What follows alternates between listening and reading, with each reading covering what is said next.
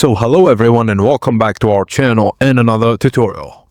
If you want every Google Forms submission to automatically become a lead in your CRM, you can connect them using Zapier without any coding, and here's how. Firstly, open your Google form and go to the Responses tab. Click the Google Sheets icon and create a new spreadsheet or select an existing one. Open Zapier and create a news app. For the Trigger app, select Google Forms, then choose New Form Response. Click Choose an Account and connect the Google account that contains your form.